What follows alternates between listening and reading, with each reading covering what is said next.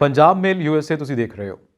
Programme ਨਜ਼ਰੀਆ ਚਲੰਤ ਮਾਮਲਿਆਂ ਦੇ ਉੱਤੇ ਵਿਸਥਾਰਪੂਰਵਕ ਚਰਚਾ ਕਰਦਾ ਇਹ ਪ੍ਰੋਗਰਾਮ। ਮੇਰੇ ਨਾਲ ਹਰ ਵਾਰ ਦੀ ਤਰ੍ਹਾਂ ਸਟੂਡੀਓ ਦੇ ਵਿੱਚ ਨੇ ਸੀਨੀਅਰ ਪੱਤਰਕਾਰ ਨਰਿੰਦਰ ਸੱਤੀ ਜੀ। ਸਰ, ਤੁਹਾਡਾ ਸਵਾਗਤ ਹੈ ਜੀ। ਖੈਰ ਸਾਹਿਬ। ਨਰਿੰਦਰ ਜੀ, ਗੱਲ ਕਰੀਏ ਪੂਰੀ ਦੁਨੀਆ ਦੀਆਂ ਨਿਗਾਹਾਂ ਇਸ ਟਾਈਮ ਅਮਰੀਕਾ ਦੇ ਉੱਤੇ ਨੇ ਜੀ। ਅਮਰੀਕਾ ਨੂੰ ਵੈਸੇ ਵੀ ਕਿਹਾ ਜਾਂਦਾ ਹੈ ਕਿ ਸਰਪੰਚ ਹੈ ਪੂਰੀ ਦੁਨੀਆ ਦਾ। ਜਦੋਂ ਵੀ ਕੋਈ ਗੱਲਬਾਤ ਹੁੰਦੀ ਹੈ ਤੇ ਸਾਰੇ ਦੁਨੀਆ ਜਿਹੜੀ ਹੈ ਉਹ ਖੜਖੜ ਦੇਖਦੀ ਹੈ ਤੇ ਜਦੋਂ ਆਪਾਂ ਗੱਲ ਕਹਿ ਲਈਏ ਪੋਲੀਟੀਕਲ ਜਾਂ ਇਹ ਕਹਿ ਲਓ ਕਿ ਰਾਜਨੇਤਾ ਚੁਣਨ ਦੀ ਤੇ ਫਿਰ ਤੇ ਗੱਲ ਹੀ ਵੱਖਰੀ ਹੈ।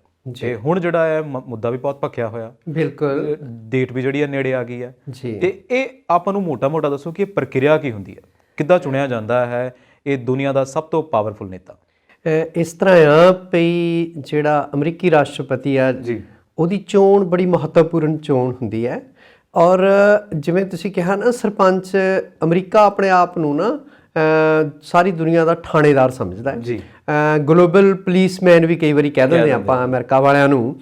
ਔਰ ਉੱਥੋਂ ਦੇ ਜਿਹੜੇ ਰਾਸ਼ਟਰਪਤੀ ਦੀ ਚੋਣ ਹੈ ਉਹ ਬੜੀ ਪੇਚੀਦਾ ਜਿਹਾ, ਆਮ ਜਿਵੇਂ ਇੱਥੇ ਆ ਵੀ ਐਮਪੀਜ਼ ਨੇ ਵੋਟਾਂ ਪਾਈਆਂ ਤੇ ਰਾਸ਼ਟਰਪਤੀ ਚੁਣ ਲਿਆ ਜਾਂ ਨੋਮੀਨੇਟ ਹੋ ਗਿਆ, ਇਸ ਤਰ੍ਹਾਂ ਨਹੀਂ ਹੁੰਦਾ ਉੱਥੇ ਕੁਝ ਵੀ। ਉੱਥੇ ਇਸ ਤਰ੍ਹਾਂ ਵੀ ਪਹਿਲਾਂ ਤਾਂ ਹਰ ਸੂਬੇ ਦੇ ਵਿੱਚ ਥੱਲੇ ਪਪੂਲਰ ਵੋਟ ਹੁੰਦੀ ਆ। ਔਰ ਉਹਦੇ ਵਿੱਚ ਵੀ ਕੀ ਆ ਵੀ ਪਹਿਲਾਂ ਤਾਂ ਇੰਟਰਾ ਪਾਰਟੀ, ਮੰਨ ਲਓ ਡੈਮੋਕ੍ਰੇਟਸ ਨੇ ਜਾਂ ਉੱਥੇ ਜਿਹੜੇ ਰਿਪਬਲਿਕਨਸ ਨੇ, ਉਹਨਾਂ ਦੀ ਪਾਰਟੀ ਦੇ ਅੰਦਰ ਨੇਤਾ ਚੁਣਨ ਲਈ ਪਹਿਲਾਂ ਵੋਟਾਂ ਪੈਂਦੀਆਂ ਨੇ। ਮੰਨ ਲਓ 10 ਬੰਦੇ ਖੜੇ ਹੋ ਜਾਂਦੇ ਆ, ਉਹ ਮਤਲਬ ਪਾਰਟੀ ਦੇ ਜਿਹੜੇ ਵਰਕਰ ਨੇ ਜਾਂ ਪਾਰਟੀ ਦੇ ਅਹੁਦੇਦਾਰ ਆ, ਕਿਹਨੂੰ ਸਭ ਤੋਂ ਵੱਧ ਵੋਟਾਂ ਪਾਉਂਦੇ ਆ ਉਹ ਉਮੀਦਵਾਰ ਚੁਣੇ ਜਾਂਦੇ ਪਾਰਟੀ ਚੋਂ। ਫਿਰ ਪਾਰਟੀ ਤੋਂ ਬਾਅਦ ਉਹ ਇੰਟਰ ਪਾਰਟੀ ਹੋ ਗਈ, ਫਿਰ ਇੰਟਰ ਪਾਰਟੀ ਹੋ ਗਈ, ਫਿਰ ਪਾਰਟੀਆਂ ਦਾ ਮੁਕਾਬਲਾ ਹੁੰਦਾ, ਠੀਕ ਹੈ। ਫਿਰ ਪਾਪੂਲਰ ਵੋਟ ਆਉਂਦੀ ਹੈ। ਪਾਪੂਲਰ ਵੋਟ ਹੈਗੀ ਆ ਵੀ ਉਹਦੇ 'ਚ ਵੱਖ-ਵੱਖ ਸੂਬੇ ਵੱਖ-ਵੱਖ ਲੀਡਰ ਨੂੰ ਆਪਣੀ ਹਰਮਨ ਪਿਆਰਤਾ ਦੀ ਵੋਟ ਪਾਉਂਦੇ ਨੇ। ਮੋਟੇ ਤੌਰ ਤੇ ਆਪਾਂ ਕਹਿ ਲਈਏ ਵੀ ਸਾਨੂੰ ਆਹ ਆਗੂ ਪਸੰਦ ਹੈ। ਉਹ ਤੋਂ ਉੱਤੇ ਜਾ ਕੇ ਫਿਰ ਜਦੋਂ ਥੱਲਿਓਂ ਜਿਹੜੀ ਆ ਪਾਪੂਲਰ ਵੋਟ ਪ੍ਰਾਪਤ ਕਰਕੇ ਫਿਰ ਉੱਪਰ ਜਾਂਦੇ ਨੇ। ਉੱਥੇ ਜਿਹੜੇ ਇਲੈਕਟਰਸ ਨੇ ਉਹ ਫਿਰ ਰਾਸ਼ਟਰਪਤੀ ਉਹਨਾਂ ਵਿੱਚੋਂ ਚੁਣੇ ਜਾਂਦਾ ਹੈ। ਪਰ ਹੁੰਦਾ ਕੀ ਹੈ ਵੀ ਜਿਵੇਂ ਪਿਛਲੀ ਵਾਰੀ ਡੋਨਾਲਡ ਟਰੰਪ ਹੋਰੀ, ਉਹਨਾਂ ਨੂੰ ਪਾਪੂਲਰ ਵੋਟ ਜਿਹੜੇ ਹਿਲੇਰੀ ਕਲਿੰਟਨ ਆ ਉਹਨਾਂ ਨਾਲੋਂ ਘੱਟ ਮਿਲੀ ਸੀ, ਪਰ ਚੋਣ ਉਹ ਜਿੱਤ ਗਏ। ਫਿਰ ਉੱਤੇ ਜਾ ਕੇ ਵੀ ਹਰ ਜਗ੍ਹਾ ਦੀ ਤਰ੍ਹਾਂ ਕਾਲੇ ਮਾਲੇ, ਠੀਕ ਹੈ, ਤਰਫਦਾਰੀਆਂ, ਬਰਾਈਬਰੀ, ਰਿਸ਼ਵਤਖੋਰੀ, ਠੀਕ ਹੈ, ਉਹ ਕਿਹੜਾ ਪਾਸਾ ਕਿੱਧਰ ਨੂੰ ਟਿਲਟ ਕਰਦਾ। ਜਿਵੇਂ ਸਾਡੇ ਕੋਲ ਉਦਾਹਰਨ ਆ ਵੀ ਪਾਪੂਲਰ ਵੋਟ ਮਤਲਬ ਹਿਲੇਰੀ ਕਲਿੰਟਨ ਨਾਲੋਂ ਘੱਟ ਮਿਲਣ ਦੇ ਬਾਵਜੂਦ ਡੋਨਾਲਡ ਟਰੰਪ ਜਿੱਤ ਗਏ। ਓਕੇ, ਉਸ ਤੋਂ ਬਾਅਦ ਇਹ ਆ ਵੀ ਹੁਣ ਪਿੱਛੇ 4 ਮਹੀਨੇ ਦੀ ਗੱਲ ਹੈਗੀ ਆ ਖੈਰਾ ਸਾਹਿਬ, ਤੇ ਉੱਥੋਂ ਦੀ ਸੁਪਰੀਮ ਕੋਰਟ ਨੇ ਅਮਰੀਕਾ ਦੀ ਨੇ ਇੱਕ ਰੂਲਿੰਗ ਦਿੱਤੀ ਹੈ।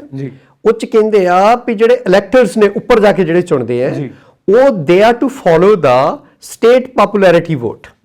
ਤੇ ਜਿਹਨੂੰ ਸਭ ਤੋਂ ਵੱਧ ਪਾਪੂਲਰ ਵੋਟਾਂ ਮਿਲਦੀਆਂ ਹੈਗੀਆਂ ਉਹੀ ਚੁਣਿਆ ਜਾਏਗਾ, ਠੀਕ ਹੈ। ਸੋ ਉਹਦੇ ਨਾਲ ਹੁਣ ਉੱਪਰ ਜਾ ਕੇ ਠੱਗੀ ਦੀ ਸੰਭਾਵਨਾ ਸੁਪਰੀਮ ਕੋਰਟ ਦੇ ਮਤਲਬ ਵਰਡਿਕਟ ਦੇ ਨਾਲ, ਸੁਪਰੀਮ ਕੋਰਟ ਦੇ ਆਦੇਸ਼ ਨਾਲ ਕਹਿ ਲਓ, ਉਹ ਘਟਣ ਦੀ ਸੰਭਾਵਨਾ ਹੈਗੀ। ਅੱਛਾ, ਜਿੱਦਾਂ ਇੱਥੇ ਆਪਣੇ ਮਾਰ ਪੈ ਜਾਂਦੀ ਹੈ ਟਿਕਟ ਲਈ। ਹੁਣੇ ਬਿਹਾਰ ਇਲੈਕਸ਼ਨ ਲੈ ਲਓ, ਉੱਥੇ ਜਦੋਂ ਕਹਿੰਦੇ ਟਿਕਟ ਵੰਡਣੀ ਸੀਗੀ ਤੇ ਇੰਨੇ ਲੋਕੀ ਆ ਗਏ, ਪਤਾ ਹੀ ਨਹੀਂ ਸੀ ਲੱਗਦਾ ਜੀ। ਪਰ ਇੱਥੇ ਫਿਰ ਕਹਿੰਦੇ ਕਿ ਚਲੋ ਇੱਕ ਪਾਸੇ ਤੇ ਇਹ ਗੱਲ ਚੰਗੀ ਹੈ ਕਿ ਟਿਕਟ ਦੇ ਲਈ ਮਾਰਾਮਾਰੀ ਹੁੰਦੀ ਹੈ ਕਿ ਨਹੀਂ ਹੁੰਦੀ? ਜੀ ਨਹੀਂ, ਇਸ ਤਰ੍ਹਾਂ ਦੀ ਮਾਰਾਮਾਰੀ ਨਹੀਂ।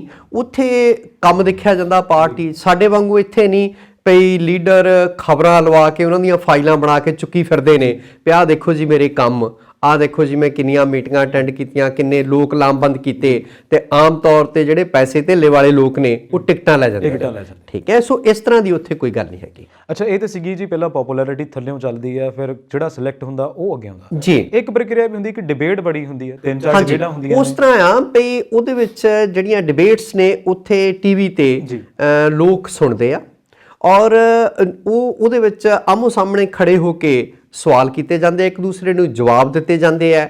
ਉਹ ਜਿਹੜਾ ਬਹਿਸ ਮੁਬਾਸਾ ਆ ਉਹਦੇ ਤੋਂ ਵੀ ਲੋਕ ਆਪਣੀ ਕਿਸੇ ਹੱਦ ਤੱਕ ਰਾਏ ਬਣਾਉਂਦੇ ਨੇ ਵੀ ਅਸੀਂ ਕਿਹੜਾ ਰਾਸ਼ਟਰਪਤੀ ਚੁਣਨਾ ਹੈਗਾ, ਠੀਕ ਹੈ। ਉੱਤੇ ਉਹ ਕਿੰਨੀਆਂ ਕੁ ਡਿਬੇਟਸ ਹੁੰਦੀਆਂ, ਕੋਈ ਮਿੱਥਿਆ ਹੁੰਦਾ? ਉਹਦਾ ਕੋਈ ਗਿਣਤੀ ਨਹੀਂ। ਜਿਵੇਂ ਹੁਣ ਰਾਸ਼ਟਰਪਤੀ ਦੀ ਚੋਣ ਲਈ ਹੁਣੇ ਹੀ ਲਾਸਟ ਡਿਬੇਟ ਜਿਹੜਾ ਜੋ ਬਾਈਡਨ ਤੇ ਡੋਨਾਲਡ ਟਰੰਪ ਹੋਰਾਂ ਦਰਮਿਆਨ ਹੋ ਕੇ ਹਟੀ ਆ।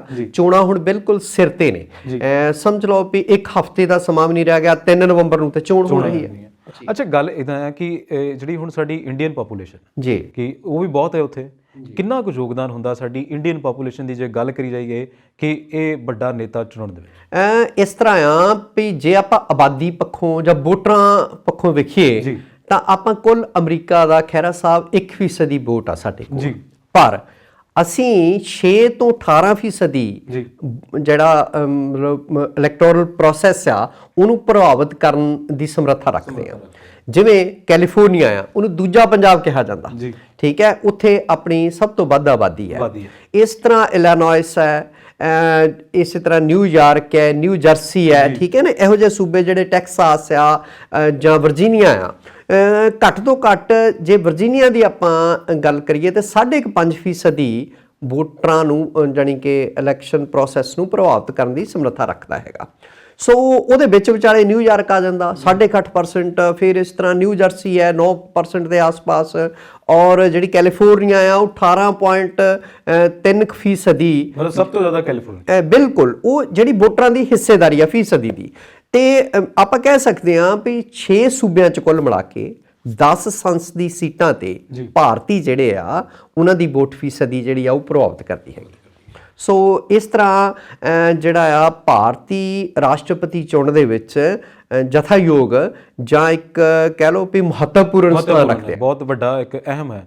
ਅੱਛਾ, ਆਪਾਂ ਹੁਣ ਜੋ ਚਲੋ ਇਸ ਗੱਲ ਦੀ ਆ ਜਾਈਏ, ਐਲਨ ਹਿਚਮੈਨ ਤੁਸੀਂ ਸੁਣਿਆ ਹੋਣਾ, ਜਿਹਨੇ ਹਰ ਪ੍ਰੈਜ਼ੀਡੈਂਟ ਇਲੈਕਸ਼ਨ ਜਿਹੜੀ ਆ ਉਹਦਾ ਅਨੁਮਾਨ ਬਹੁਤ ਸਹੀ ਤਰੀਕੇ ਨਾਲ ਲਾਇਆ। ਜੀ ਜੀ। ਔਰ ਇਸ ਵਾਰ ਉਹ ਕਹਿ ਰਿਹਾ ਕਿ ਟਰੰਪ ਨਹੀਂ ਆਏਗਾ।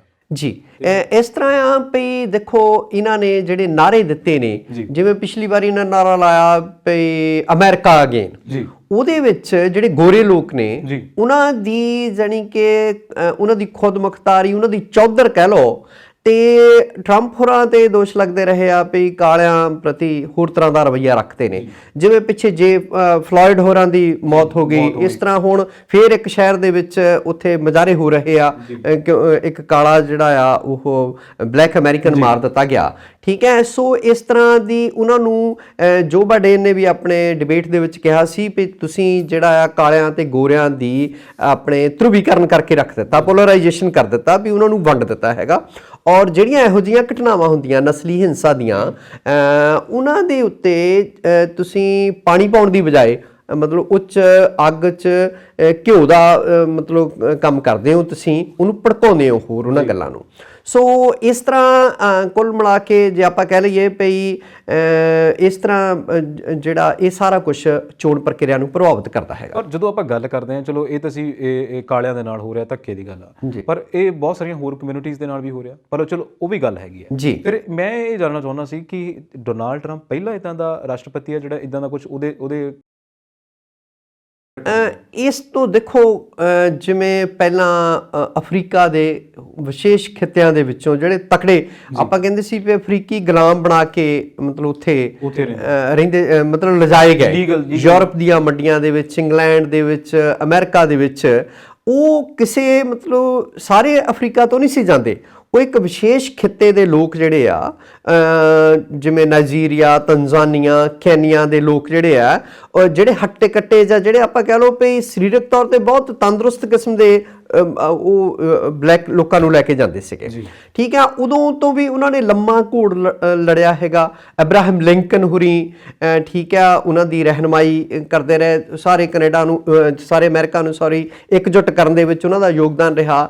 ਅਮਰੀਕਾ ਦੇ ਵਿੱਚ ਜਾਰਜ ਵਾਸ਼ਿੰਗਟਨ ਵਰਗੇ, ਅਬਰਾਹਮ ਲਿੰਕਨ ਵਰਗੇ, ਹੈਨਰੀ ਫੋਰਡ ਵਰਗੇ, ਉਹ ਇਹੋ ਜਿਹੇ ਵੱਡੇ ਵੱਡੇ ਨਾਂ ਜਿਹੜੇ ਹੈ ਉਹ ਰਾਸ਼ਟਰਪਤੀ ਰਹੇ ਨੇ।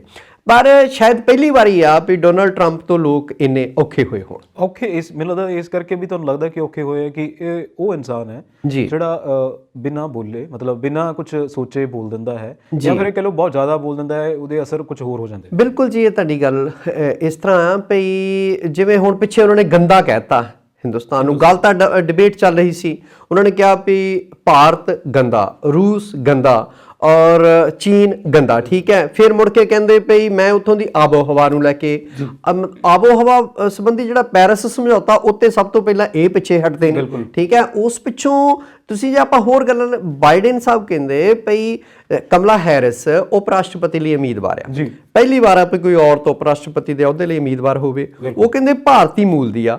ਇੱਕ ਬੰਨੇ ਤਾਂ ਜਿਹੜੇ ਡੋਨਾਲਡ ਟਰੰਪ ਨੇ ਮੋਦੀ ਨੂੰ ਆਪਣਾ ਮਿੱਤਰ ਦੱਸਣ ਡਏ ਨੇ, ਠੀਕ ਆ, ਦੂਸਰੇ ਪਾਸੇ ਦੇਸ਼ ਨੂੰ ਗੰਦਾ ਕਹਿਣ ਡਏ ਹੈਗੇ ਆ।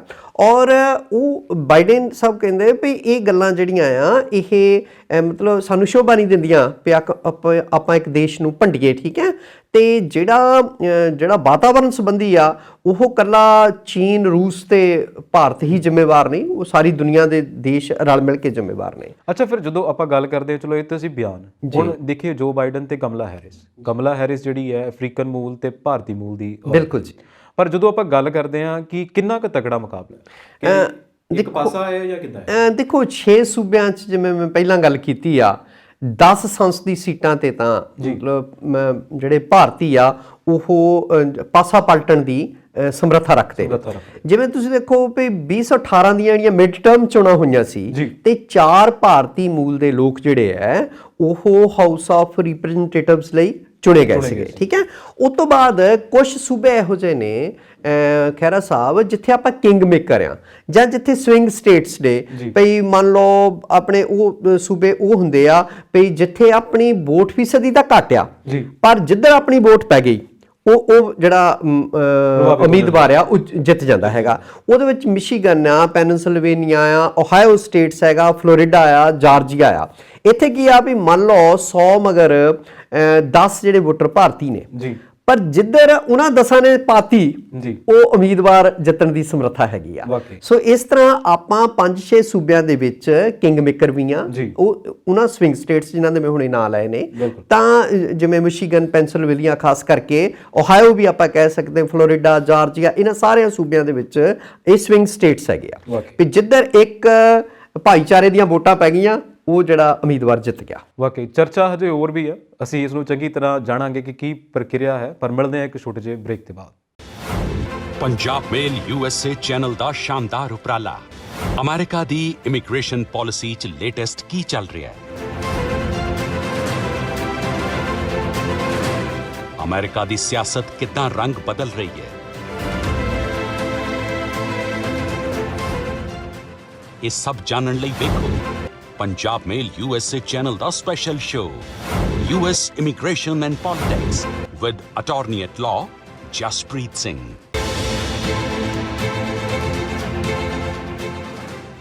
ਬ੍ਰੇਕ ਤੋਂ ਬਾਅਦ ਇੱਕ ਵਾਰ ਫਿਰ ਤੋਂ ਤੁਹਾਡਾ ਸਵਾਗਤ ਹੈ।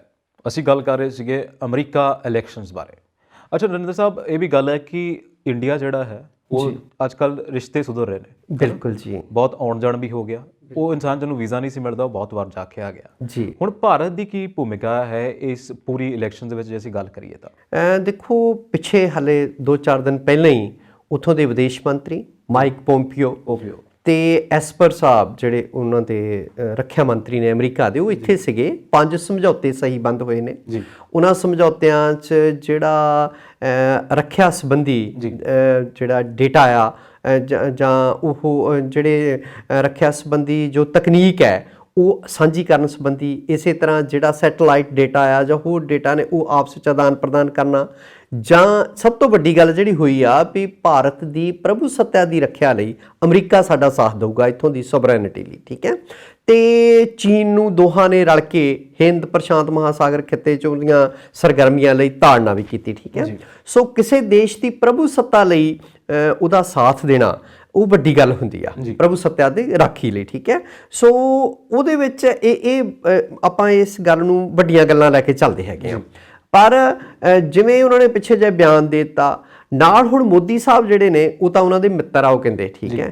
ਤੇ ਮੋਦੀ ਸਾਹਿਬ ਹਾਊਡੀ ਮੋਦੀ, ਜਾਂ ਇੱਥੇ ਜਦੋਂ ਆਏ ਨੇ ਟਰੰਪ ਸਾਹਿਬ, ਉਹਨਾਂ ਦਾ ਨਮਸਤੇ ਟਰੰਪ, ਉਹ ਮਤਲਬ ਉਹਨਾਂ ਦਾ ਕਿੰਨਾ ਪ੍ਰਭਾਵਸ਼ਾਲੀ ਢੰਗ ਨਾਲ ਉਹਨਾਂ ਦਾ ਸਵਾਗਤ ਹੁੰਦਾ ਹੈਗਾ, ਠੀਕ ਹੈ। ਸੋ ਕਿੰਨਾ ਉੱਤੇ ਖਰਚ ਕੀਤਾ ਜਾਂਦਾ। ਭਾਰਤ ਵਰਗਾ ਗਰੀਬ ਦੇਸ਼ ਇੱਕ ਦੇਸ਼ ਦੇ ਰਾਸ਼ਟਰਪਤੀ ਲਈ ਇੰਨਾ ਖਰਚ ਕਰੇ, ਠੀਕ ਆ, ਉਹ ਬਜਟ ਹਿੱਲਣ ਵਾਲੀ ਗੱਲ ਹੋ ਜਾਂਦੀ ਆ।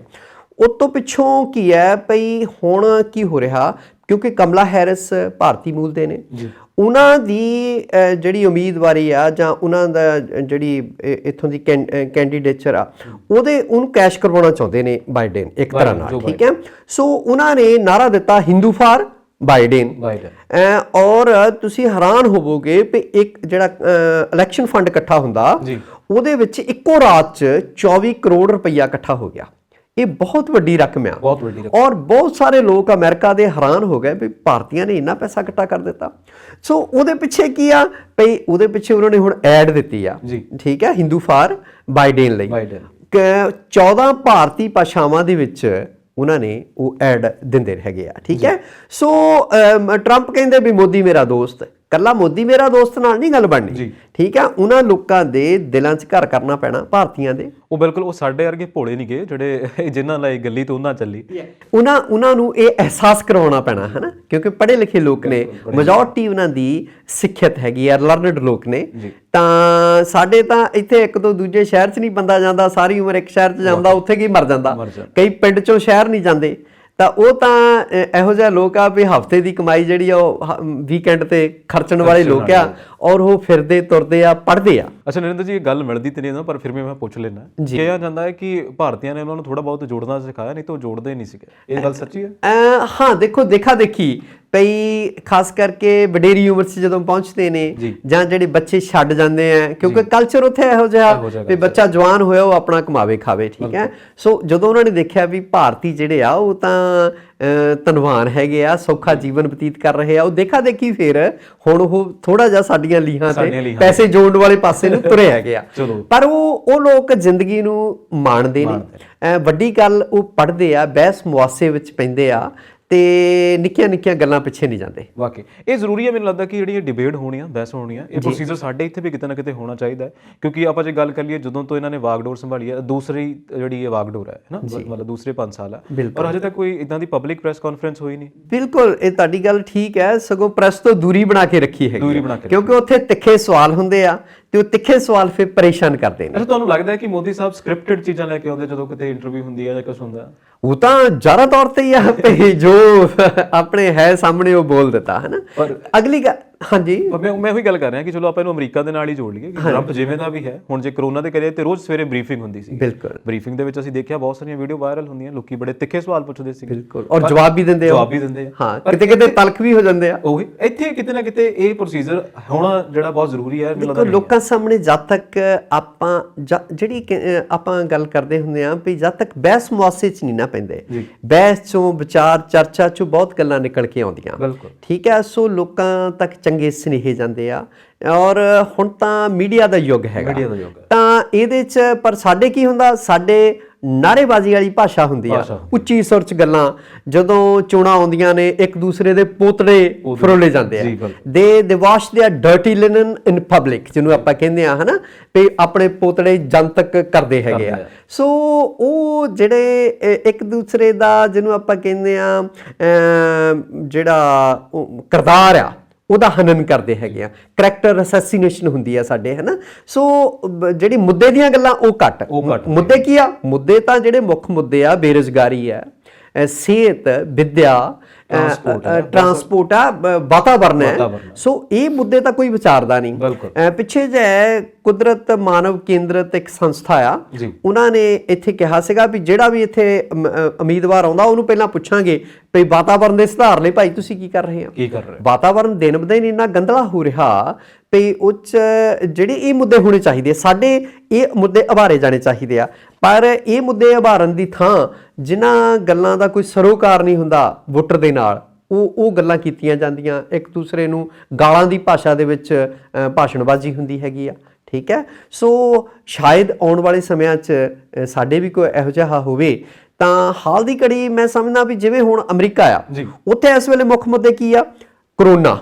ਕਰੋਨਾ ਨਾਲ ਕਿਵੇਂ ਨਜਿੱਠਿਆ ਗਿਆ, ਠੀਕ ਹੈ। ਵੈਕਸੀਨ ਲਈ ਹੁਣ ਤੱਕ ਕੀ ਹੋਇਆ, ਦੇਸ਼ ਦੀ ਓਵਰਆਲ ਤਰੱਕੀ ਲਈ ਕੀ ਹੋਇਆ, ਵਾਤਾਵਰਣ ਸੰਬੰਧੀ ਕੀ ਹੋਇਆ, ਪੈਰਿਸ ਸਮਝੌਤੇ ਤੋਂ ਪਿੱਛੇ ਕਿਉਂ ਹਟ ਗਏ, ਠੀਕ ਹੈ। ਦੇਸ਼ ਦੀ ਆਰਥਿਕਤਾ ਕਿੱਥੇ ਖੜੀ ਆ, ਆ ਜਿਹੜਾ ਲਾਕਡਾਊਨ ਹੋਇਆ, ਲਾਕਡਾਊਨ ਨਾਲ ਦੇਸ਼ ਤੇ ਕੀ ਪ੍ਰਭਾਵ ਪਿਆ, ਉੱਥੇ ਲੋਕ ਇਹ ਮੁੱਦੇ ਵਿਚਾਰਦੇ ਨੇ, ਠੀਕ ਹੈ। ਉੱਥੇ ਮੈਡੀਕਲ ਸੇਵਾਵਾਂ ਅਮਰੀਕਾ 'ਚ ਸ਼ਾਇਦ ਸਭ ਤੋਂ ਵੱਧ ਮਹਿੰਗੀਆਂ ਹੈਗੀਆਂ, ਠੀਕ ਹੈ, ਕਿਉਂਕਿ ਇੰਸ਼ੋਰਡ ਹੁੰਦੀਆਂ ਹਰ ਪਾਸੇ, ਫ੍ਰੀ ਕਿਤੇ ਨਹੀਂ। ਜਿਵੇਂ ਨਾਲ ਦਾ ਹੀ ਮੁਲਕ ਆ ਅਮਰੀਕਾ, ਉੱਥੇ ਵਡੇਰੀ ਉਮਰ ਦੇ ਲੋਕਾਂ ਲਈ ਕੀ ਬੱਚਿਆਂ ਲਈ ਵਿਦਿਆ ਜਿਹੜੀ ਆ, ਉਹ ਸਕੂਲਿੰਗ ਜਿਹੜੀ ਆ ਫ੍ਰੀ ਹੈ ਕੈਨੇਡਾ ਦੇ ਵਿੱਚ, ਹਾਂਜੀ। ਔਰ ਇਸੇ ਤਰ੍ਹਾਂ ਜਿਹੜਾ ਸਿਹਤ ਆ ਉਹ ਸਰਕਾਰ ਦਾ ਮੁੱਦਾ ਹੈਗਾ, ਉਹਨੇ ਦੇਖਣਾ ਲੋਕਾਂ ਦੀ ਸਿਹਤ ਵਾਲਾ।